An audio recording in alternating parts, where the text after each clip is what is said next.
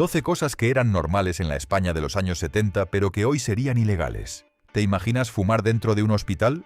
¿O que un niño pudiera comprar tabaco y alcohol en el bar de la esquina? Desde leyes que discriminaban abiertamente a las mujeres, hasta juguetes peligrosísimos que hoy jamás pasarían un control de seguridad. Vamos a repasar prácticas que formaban parte del día a día en los 70, y que ahora nos costarían una multa, un juicio o incluso la cárcel. El tabaco y el alcohol por todas partes. En la España de los 70, el humo del tabaco estaba en todas partes. Se podía fumar en aviones, en hospitales, en bares, en el instituto. Hasta había zonas para que los alumnos fumaran en el recreo. Ver a un profesor corrigiendo con un cigarro en la mano o a un médico fumando en su consulta no llamaba la atención. Los menores también podían comprar tabaco sin problema. Bastaba con tener unas monedas. En muchas casas, los padres mandaban al niño al estanco o a la máquina expendedora del bar a por una cajetilla. Y con el alcohol pasaba igual. En fiestas y bares era normal que chavales de 14 o 15 años pidieran vino o cerveza sin que nadie dijera nada. En aquel tiempo, fumar y beber era algo social, casi una costumbre más, y nadie pensaba demasiado en los riesgos. Pero con los años llegaron los datos: cáncer, enfermedades del corazón, accidentes de tráfico por culpa del alcohol, y la ley empezó a cambiar. Hoy todo esto es imposible. Fumar en lugares cerrados está prohibido, los menores no pueden comprar tabaco ni alcohol, y las máquinas expendedoras están controladas. Lo que antes era normal, ahora trae multas muy serias y hasta el cierre de un local. Castigos físicos en la escuela. La disciplina en los colegios era muy diferente a la de hoy. Los profesores podían usar la regla, tirar de las orejas o incluso dar un bofetón si un alumno se portaba mal. Era algo visto como normal, una manera de corregir a los niños. Muchos recuerdan el miedo a equivocarse en clase o a hablar sin permiso, porque sabían que les podía caer un golpe. Los padres tampoco solían protestar, al contrario, lo veían como parte de la educación. Pero con el paso del tiempo, la sociedad empezó a cambiar. Se entendió que el castigo físico no enseñaba, sino que podía causar daño y humillación. Poco a poco se prohibió en las escuelas y más tarde en cualquier ámbito educativo. Hoy en día, un profesor que pegara a un alumno se enfrentaría a sanciones muy graves e incluso a la pérdida de su trabajo. Lo que en los 70 era un método de disciplina, ahora se considera violencia contra el menor. Viajar sin cinturón y con medio pueblo en el coche. Subirse al coche en los 70 era toda una aventura. Los niños iban de pie entre los asientos, otros en el regazo de los padres, y si hacía falta, hasta 6 personas se apretaban dentro de un SEAT 600 para ir de vacaciones. Nadie pensaba demasiado en la seguridad. Los cinturones traseros ni existían en la mayoría de vehículos, y en los delanteros usarlos era opcional. Lo importante era llegar todos juntos, aunque fuera incómodo o peligroso. Muchos recuerdan viajes largos con maletas en el techo y los niños jugando dentro como si el coche fuera una sala de juegos. Con el tiempo, las cifras de accidentes demostraron que aquello era un grave error. Se aprobaron leyes que obligaron primero a usar cinturón en carretera, después también en ciudad, y finalmente en todos los asientos. Ponerse el cinturón pasó de ser una molestia a un gesto automático. Esa simple acción, que en los 70 casi nadie hacía, se convirtió en la medida de seguridad que más vidas ha salvado en la carretera. Anticonceptivos prohibidos. Hablar de sexo con responsabilidad era casi imposible. Los anticonceptivos no solo estaban mal vistos, su venta y hasta la información sobre ellos eran ilegales.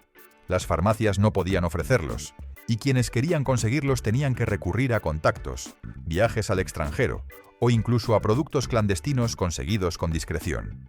Esta falta de acceso provocaba embarazos no deseados y graves riesgos de salud para muchas mujeres.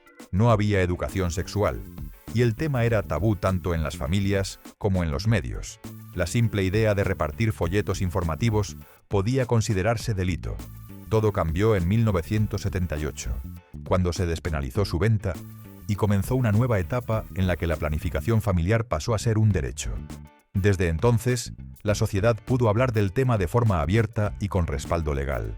Actualmente, los anticonceptivos son un producto más de cualquier farmacia, un cambio que marcó un antes y un después en la vida íntima y en la libertad de millones de personas. Ir en moto sin casco. Imagina circular por una ciudad llena de motos y ves a la mayoría de conductores sin casco. Esa era la imagen habitual en aquella época. El casco solo se usaba en carretera, y en muchos trayectos cortos la gente ni se lo planteaba. Se veía como una incomodidad más que como una medida de seguridad. Muchos lo dejaban colgado en casa y se subían a la moto con la cabeza descubierta, incluso con pasajeros. Para algunos, llevar casco era hasta poco viril, o un signo de exageración. En los pueblos era común ver a 2 o 3 personas en la misma moto sin protección. Las estadísticas de accidentes demostraron lo peligroso que era. Las autoridades acabaron imponiendo el uso obligatorio del casco también en ciudad, y poco a poco se convirtió en una norma incuestionable. La publicidad de la DGT ayudó a cambiar la mentalidad. El casco dejó de ser un accesorio opcional para convertirse en sinónimo de supervivencia. Desde entonces, nadie discute su importancia. Es la diferencia entre llegar a casa o no volver. El amianto en colegios y edificios. Pocas cosas estaban tan presentes en la vida diaria como la uralita. Tejados, tuberías, paredes de colegios, marquesinas. El amianto era el material barato, resistente y casi indestructible que parecía la solución para todo. Se usaba tanto en viviendas particulares como en edificios públicos, sin que nadie se preocupara demasiado por sus efectos en la salud. Durante años se ignoró que ese polvo invisible que desprendía al romperse o deteriorarse podía provocar enfermedades gravísimas como cáncer de pulmón o asbestosis. Albañiles, profesores y miles de niños crecieron respirando esas fibras sin saberlo. Cuando la evidencia científica se volvió imposible de ocultar, se prohibió su uso y se obligó a retirarlo de los nuevos proyectos de construcción. Sin embargo, todavía hoy quedan edificios y naves industriales que lo contienen, lo que obliga a retirarlo con medidas muy estrictas para no poner en riesgo a nadie. El material que durante décadas fue sinónimo de modernidad acabó convirtiéndose en uno de los mayores problemas de salud pública heredados del pasado. Subirse a la parte trasera de camiones o furgonetas. En muchas fiestas de pueblo o excursiones familiares, viajar en la parte trasera de un camión era casi un ritual. Los niños iban sentados en el suelo del remolque, los mayores se agarraban como podían y el trayecto se convertía en una mezcla de diversión y peligro. También era habitual usar la caja de una furgoneta para mover a varias personas de golpe, sin asientos ni cinturones. En zonas rurales, esta práctica era vista como lo más normal del mundo. Servía para llevar a los trabajadores al campo, a los chavales a la piscina o a los vecinos de una aldea a otra. La seguridad no era una preocupación. Lo importante era aprovechar el vehículo para que cupiera el mayor número de personas posible. Con el tiempo, los accidentes demostraron lo arriesgado que era. Una curva mal tomada, un frenazo o un bache podían acabar en tragedia.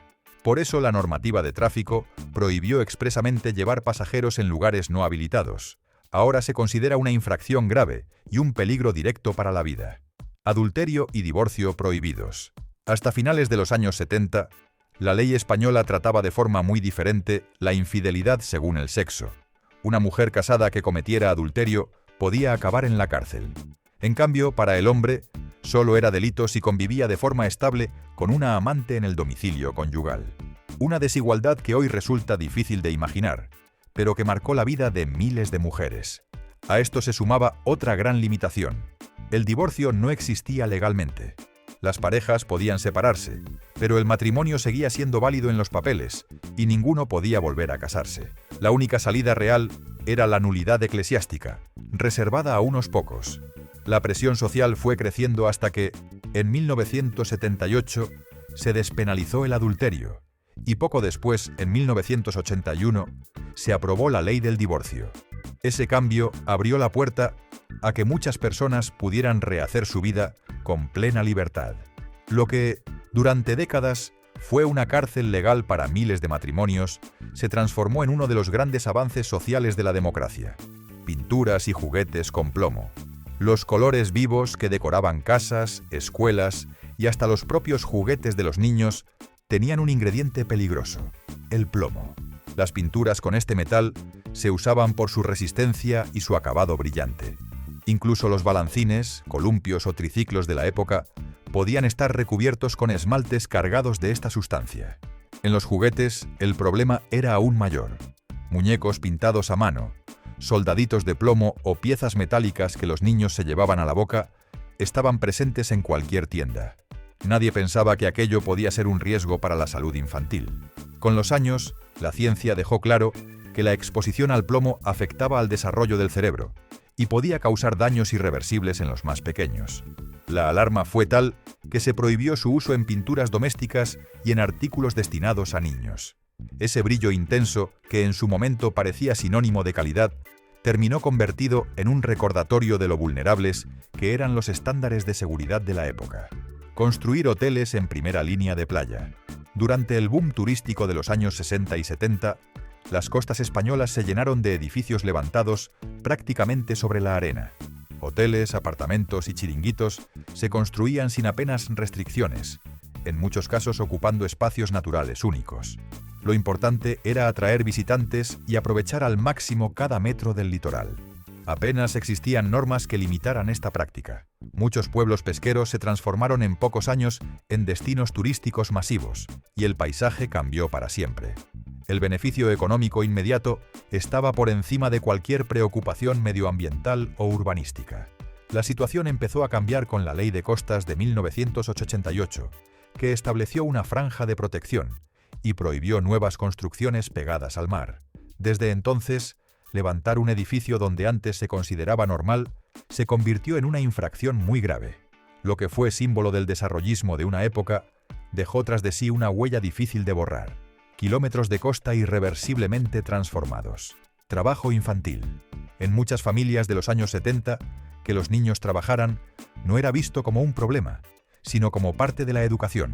Ayudaban en el campo durante las cosechas, atendían en la tienda familiar, llevaban recados o incluso entraban en pequeños talleres a cambio de unas pesetas. La idea era que aprendieran responsabilidad y contribuyeran a la economía de la casa. No había apenas controles ni límites claros sobre las horas que podían dedicar, ni sobre las condiciones en las que trabajaban. Muchos lo compaginaban con la escuela, y otros directamente dejaban de estudiar para echar una mano en el negocio familiar o en el campo.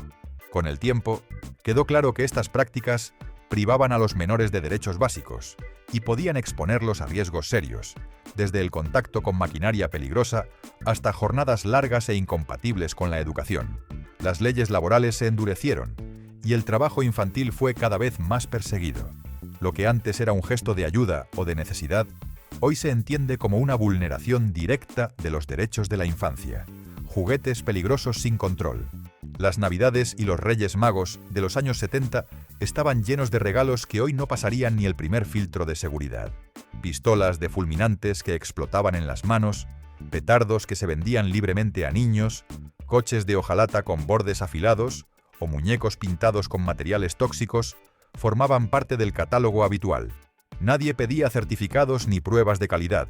Lo importante era que el juguete resultara vistoso y barato. Los accidentes eran frecuentes, desde cortes y quemaduras hasta intoxicaciones, pero la mayoría se asumían como parte del juego. Con el paso del tiempo, la presión de las asociaciones de consumidores y los avances médicos hicieron evidente que aquellos juguetes podían ser un peligro serio.